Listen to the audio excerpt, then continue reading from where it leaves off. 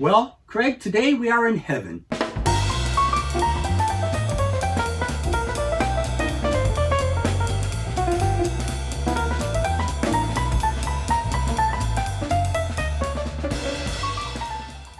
Welcome to another edition of Drinking with Craig and Roger.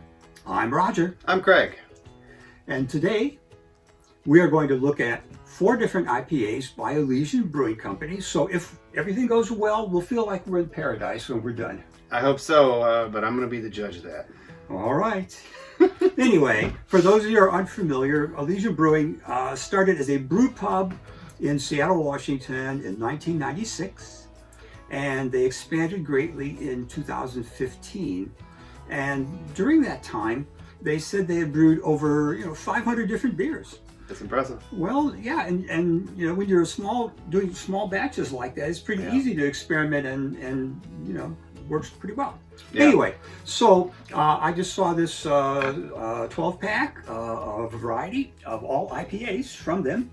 And another thing we have talked about is that a lot of not only breweries but wineries come up with very interesting names and labels that will catch your attention in hopes that they will increase the sales. Absolutely. And it absolutely does. That's why they keep doing it. So what caught your eye about this one? Well, just a variety of them, maybe? Or? This one here, the Immortal Ipa. Look at that. Flames in the hand. Yes.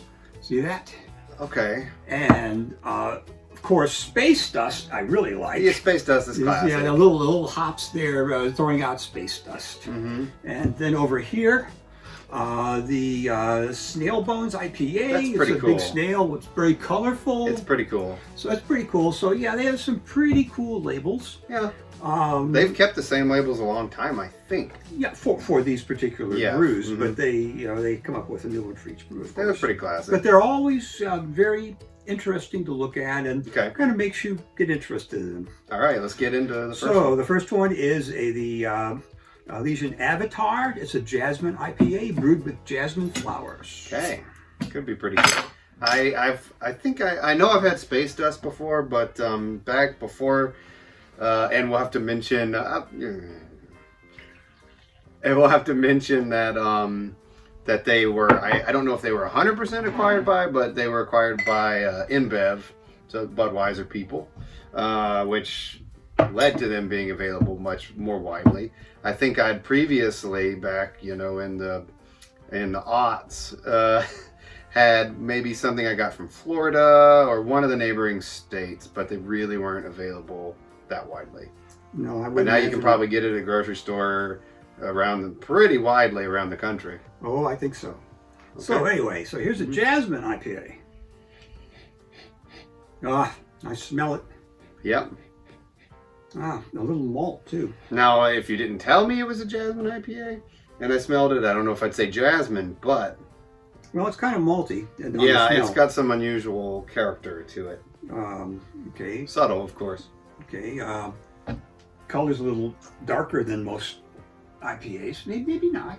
Well, it's ever so slightly hazy. Yeah. Just a little bit. It's definitely not clear.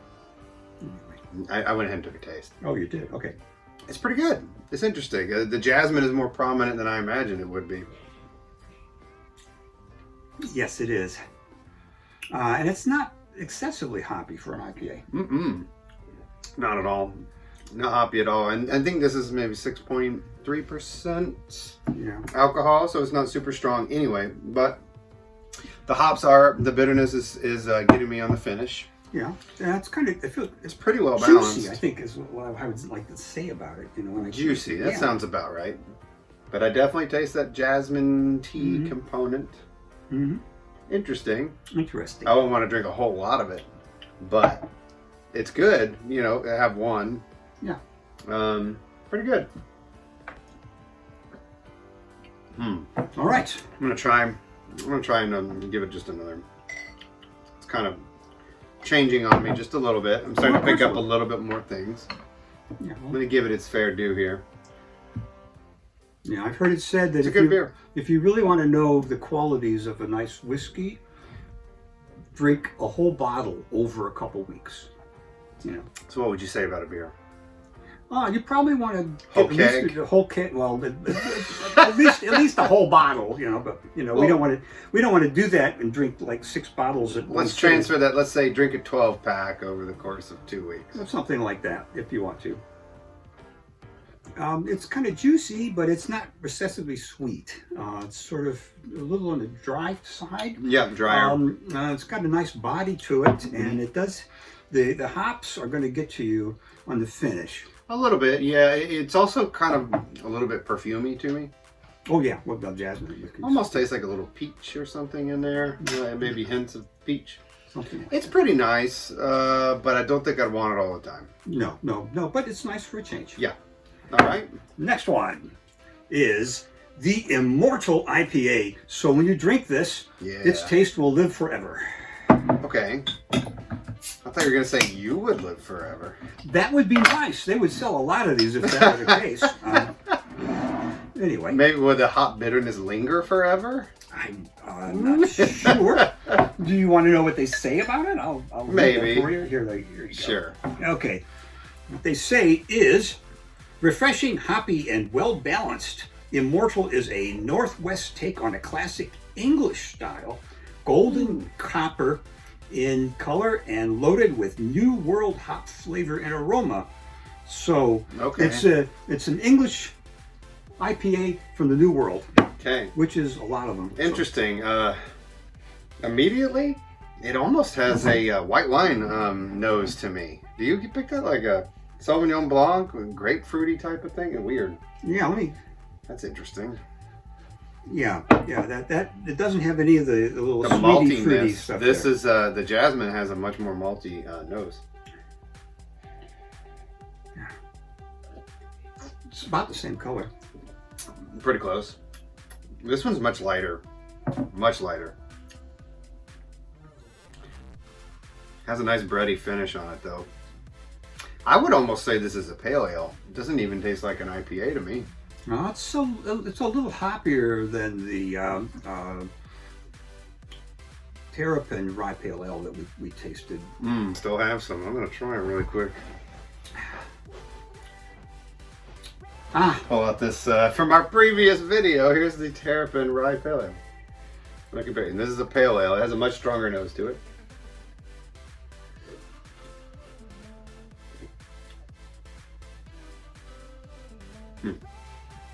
I think the Terrapin rye pale is definitely more grain and malt, forward. The bitterness at the end is actually kicking me, hitting me just a little harder.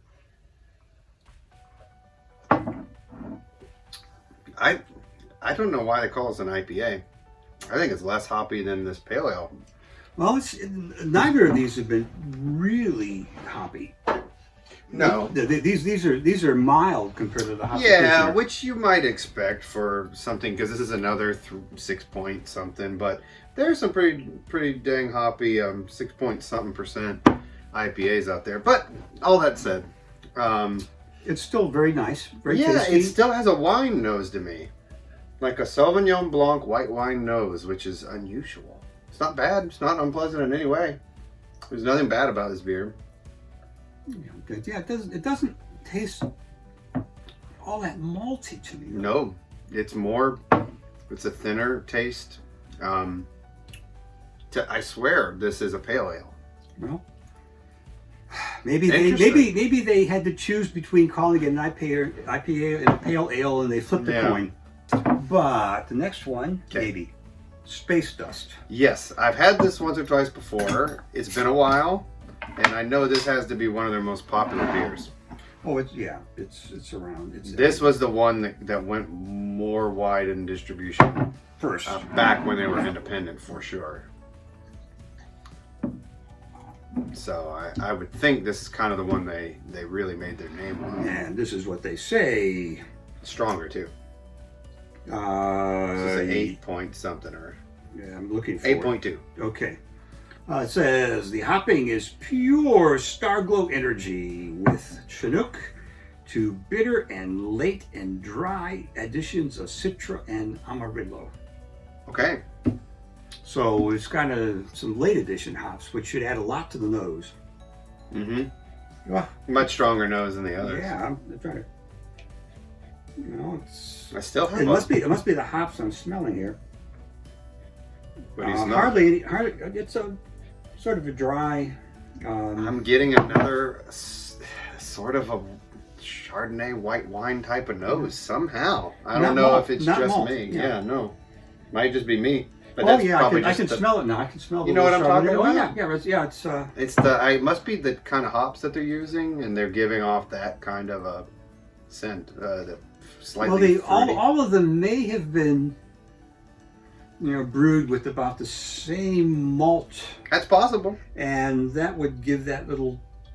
However, the malt was roasted and prepared, and where it came from, might give them all this very similar background with slight additions for overtones. I am smoking you on getting to the taste. Beat you 3 straight times now. This is good. Now this is a good one. Yeah. It's got a fair amount of stuff going on, and a pretty lengthy finish to it. Where of course this is where I'm really detecting the hops, but it is not aggressive or No. big in any way. It's not a really bitter hoppy taste. It's sort of Not at all. Sweet, Sweet, hoppy taste. And fruity. and not that malty either. No, very relatively, almost I would say creamy. Mm-hmm. Kind of a thinner creamy. I know those seem to contradict, but I don't know. The alcoholic content may be different, but if you take a look at them, doesn't seem 8 points. they look like they're starting out with a base They all look formula that's about identical. the same. Yeah, they all look identical in terms of color. Yeah. And semi-cloudiness. So it's probably sort of a base formula. They all sort of seem to have a similar base. This is a good one. With a little different kind of notes on the top. Yeah. Which is okay. Okay, our very last one for today is the Snail Bones IPA. Here's what they say. This is my pick for best label. Oh yeah, that is very colorful, crazy little Psychedelic. snail. I don't know. I'll give it a closer look at this, but it's very interesting. Let me look at it again. It's very psychedelic. Scale. Oh yeah, you can make a good album cover out of that. Okay, I'm not going to tell you what it says. See what you say. Yeah, don't tell me. If I recall, because I took some B-roll shots of the description, it just said all kinds of stuff. So we'll it see. says a lot of stuff. I don't remember what the stuff was. That's okay. I think you can taste it. All right.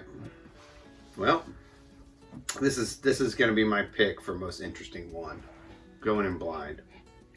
Those is similar to the others. Jeez! It still smells like white wine to me. The nose has been similar. That is crazy. Sauvignon Blanc nose. It's the hops. It must be the hops they're using. It's the particular kind of hops. And that low, kind of low malt presence in the body of their base beer. It's got to be. Yeah. That's unbelievable. All 4 are certainly related. Yeah. They're brothers. They are siblings. Siblings from brothers from the same mothers, for sure. Okay, so that's with the nose. This is the sweetest one. Oh yes. Let me try to detect what they're doing here. I'm gonna miss hard. You guys get to see a man swing and miss. Oh, just give a big description, an overall description about what it tastes like. Okay, here we go.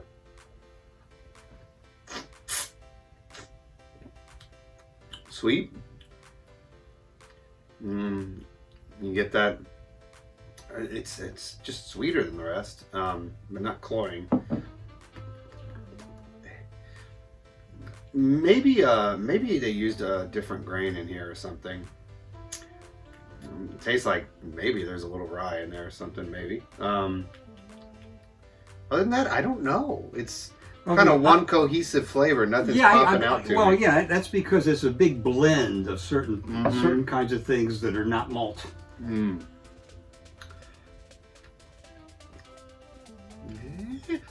Was there something there? Well, this thing it's in the same general class as the nose you describe. Ah. Chardonnay, what is that? They use something to do with grapes in here. Grape must, grape champagne yeast. Was it the yeast? Well, fruit. It says. It's the sweetest. Yeah. You have the. It's good. It's full of grapefruit, peach, guava, and grape notes.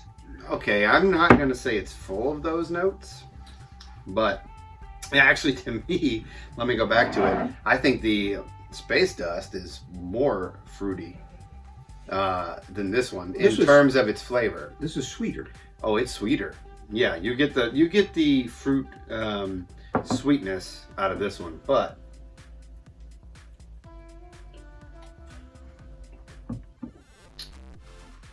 the Space Dust is more complex, and the hops that they're using are bringing more fruity components out of it, I think.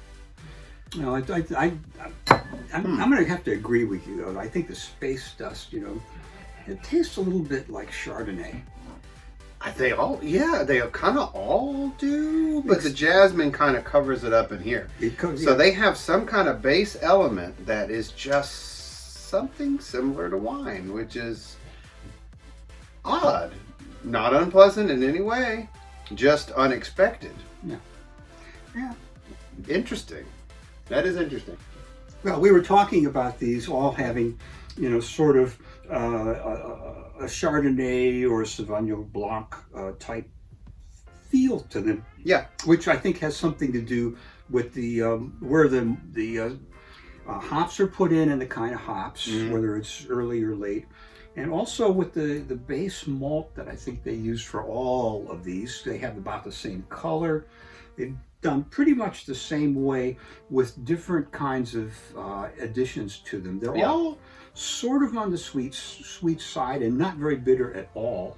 Lighter, smoother side, yeah. Yeah, and the hoppiness sort of comes as an afternote generally. Yeah, they're more approachable for sure. But we were talking in our last video about Terrapin beers, which are the two we looked at were very traditional, and the Hopsecutioner is a pretty traditional IPA with not a lot of fruity notes or anything. And I see you still have some left. I do. I'm a responsible reviewer, so let me give it a quick compare here. Much more hop presence in the nose. I mean, it has a much bigger, sharper nose than any of these. Yeah.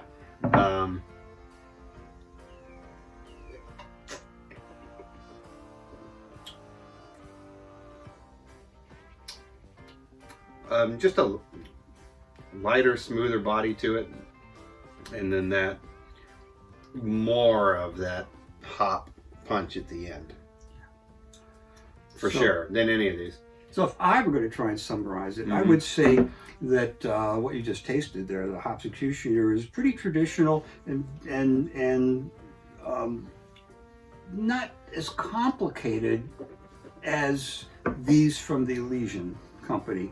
They have a lot more different kind of other tastes in them, and they're not as hoppy, for sure, and that they all seem to taste a little bit like a white wine says something about their production. Yeah, maybe their yeast, maybe the hop strains, maybe it could be anything. But yeah, that is definitely their kind of, as far as we can tell, signature note.